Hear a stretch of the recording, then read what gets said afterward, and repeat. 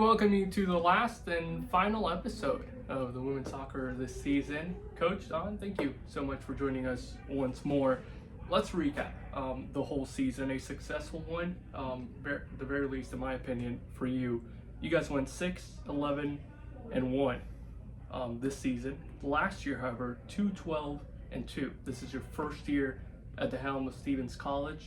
You look at those two numbers, you already see the improvement. You guys also made it into the conference tournament. You lost by just a lone goal over there in St. Louis against University of Health Sciences and Pharmacy.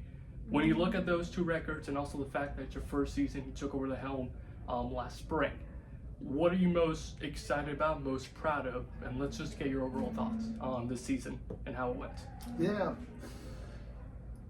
Yeah, it's interesting. 6-11-1. It's progress.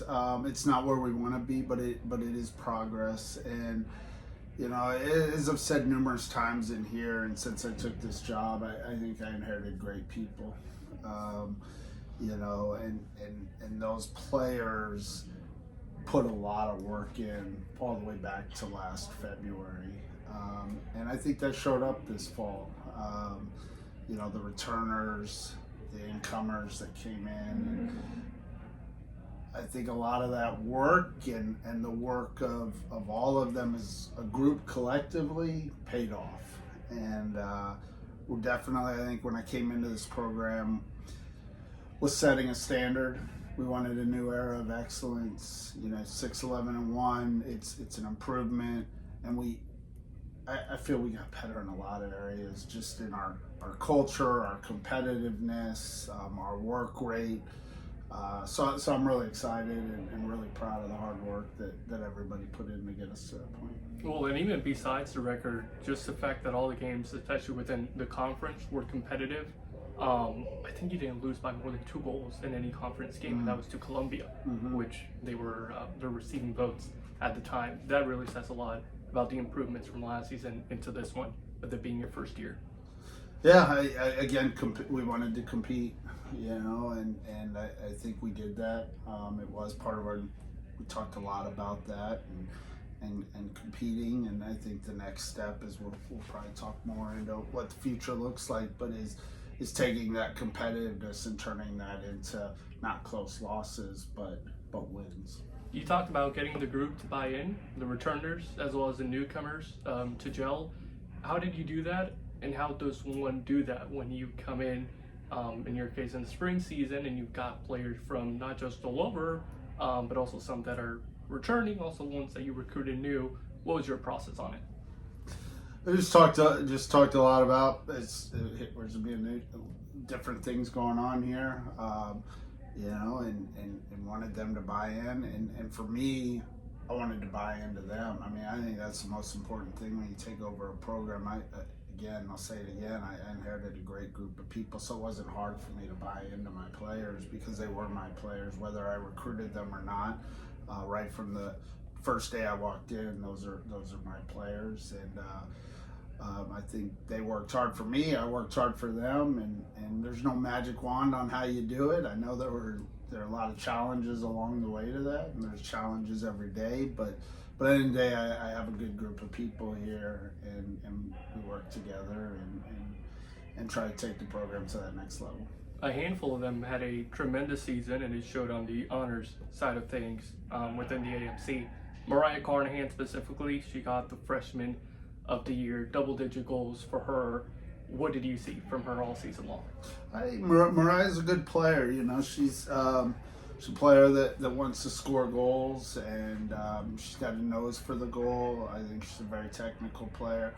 There's things we'll work on her in the off season. I think that she did a lot of good things, but I expect her to continue to climb in what she does. But I was excited. I think she's a player that is a U15 player. She won a national championship and scored in a national championship game as a youth player.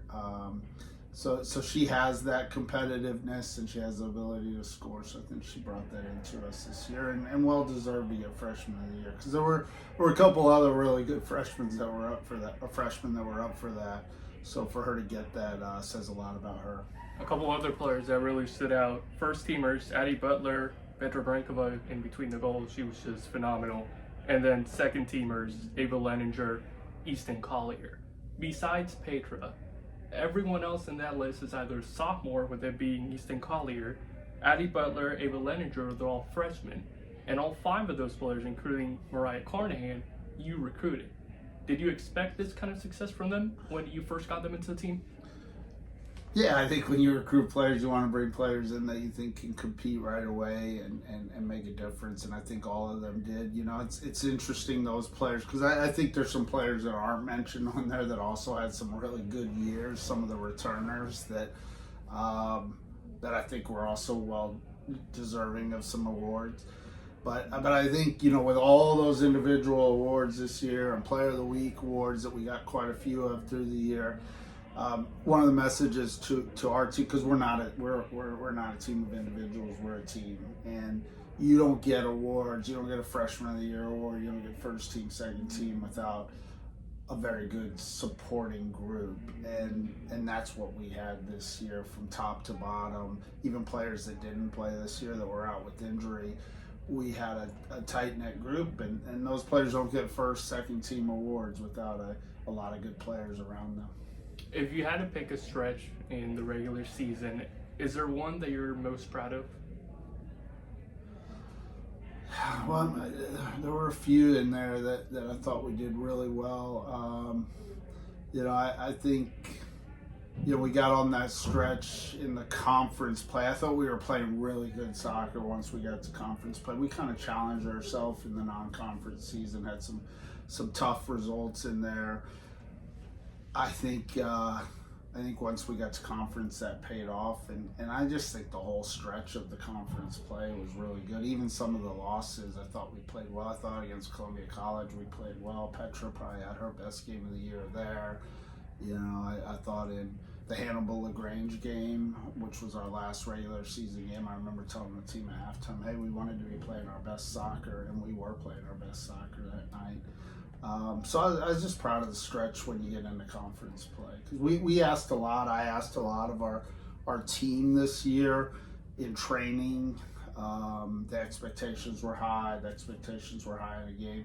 So I think going into conference, they got better, and I was excited about that. You guys had to wait for the result of the Tactics UHSB to see if you guys would host a conference game in the tournament, or if you would go to them. Did you guys do anything special? Did you guys watch the game as a team? Was it just everyone on their own? No, I don't think we really.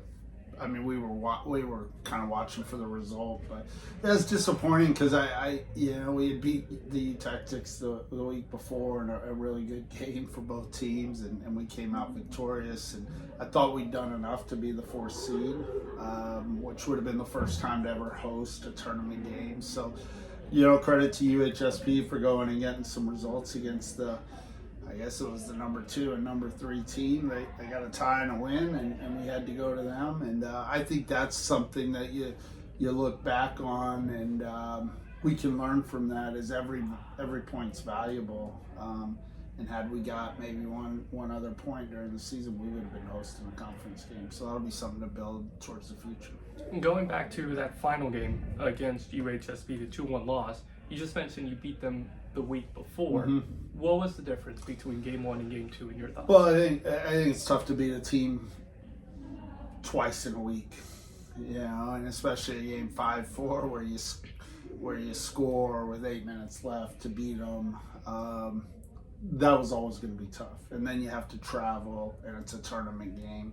You know, we happened to go up 1-0 in that game, but after that, I thought they kind of took control, and they deserved to win it. And but it was always going to be tough to beat a team twice in a week. I think at any level, that's a hard thing to do. Are there any learning points that you feel like you got in as a coach, and that can go all the way back to the fact that you took over this team in the spring season, all the way into conference play right now? Anything that you built up on personally? Well, I think I learn every day. I think I take things away, whether it's from my players or from my staff. I always learn from them and try try to put that into what I'm doing.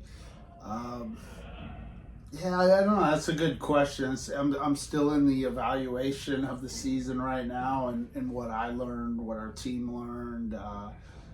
So I don't know if I have a concrete answer on any learning points. I think the big thing is for us is that we have to continue to kind of take that next step, the next step in the way we compete, the next step in our technical ability, tactical ability, even our physical ability. So those will be the things that we look to learn from this past year, the past spring, and how do we improve in all those areas so that we set ourselves up for a better finish in conference next year and hosting a game and doing that. But I'm still in the evaluation process myself. Well, you mentioned your coaching staff. You brought in a brand new group when you took over. Brian Blitz, Will Tate, two of your assistants. How great has it been working with them and with Brian working with him again? Yeah, I have a lot of people on my staff, and that was intentional. I mean, even Alexis Hecht and Della Long and Maya Livert who do some work for us, and even we've got a mental performance coach and Scott Martin that comes in. So I surrounded myself with a big staff on purpose because I wanted to give our players a lot of resources. We have people on staff that can do yoga, mental performance, and Alexis had played Division I soccer as a college player and coaches here. Will was fresh out of school and has a good soccer mind. He's a great up and coming young coach. And Maya had played in this program as a freshman, had to retire. I thought she did some great work behind the scenes that people didn't notice. And then, of course, you mentioned Blitz, a whole new dynamic. We'd worked together over at Mizzou, and really grateful to have him on staff and kind of reverse roles. So that's been good to continue to work with him. I mean, I've been a coach for 27 seasons, and 7 of those have been with Blitz, so about 25% of my career. So I've coached with him. So that's fun. I want my student athletes, I want our players to have the best. I want to have as many resources as we can, and I'm grateful for my staff because I think I got a lot of good people in there that make our student athletes better and give them opportunities to grow as people and as players. You mentioned Will, straight out of college. How did you guys connect? How did that come about? Because he didn't even go to college in Missouri. No, it's a long story, but basically his family lives up here. He was moving up here, and he was starting to do some youth soccer, and we had probably 3 or 4 conversations last spring before I decided to bring him on because he is young, but he did a great job, and it was cool. I was lucky to get him. Let's talk a little bit about the offseason. What's the plan for you guys as a coaching staff as well as for the team heading forward? Well, I think, all of us will evaluate our players. We'll evaluate how they did, on and off the field. That's a big part of what I do, but I also get my staff's input in that as well. We'll meet with the players individually, kind of break down their season on things they did well and things we want them to improve on, and we'll start putting the spring together. And I think a big part of that again will be our continuing to grow in our competitiveness and our technical ability, and again physically just continuing to get stronger, faster, quicker with some things that we do. So that's kind of the process as we go through it all. A lot of evaluation and then a lot of hard work in the spring that you hope pays off in the fall like it did last year. I think one advantage we'll have this spring that we didn't last year is we have more numbers. So we'll be able to play a couple games where we weren't able to do that last spring. So that'll be good for our players in evaluating them. What about the recruiting process from your guys' standpoint as coaches? Ongoing always, but we're in full recruiting mode. I think again last year getting in here in February and we're really not getting our budget for recruiting until kind of April. Kind of put me a little bit behind because a lot of players were already committed by then, and So we were able to put I think a decent class. I think that shows some of the all conference players, but now we got a whole 6 months ahead of that now, and we've been working, and we had identified some players last spring, summer that were juniors. So we're a lot more ahead where we were last year, and I think you'll see some exciting new players coming in. But you gotta look at it like we return.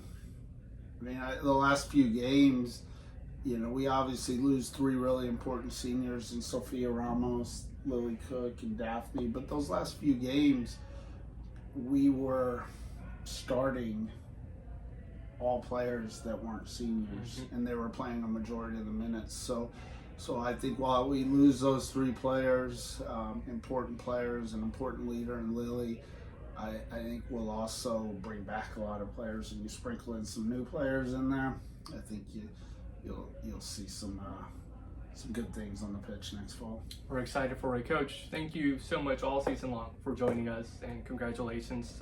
We hope to see you next year as well. Thank you. Yeah, thank you, Eswan. I think I really appreciate the coaches show this year. It's been fun. You've done a great job on it. So thank you, and all the work you did up there in the booth and announcing our games. I know I and my staff and players and fans appreciate it. So thank you. Yeah, appreciate it.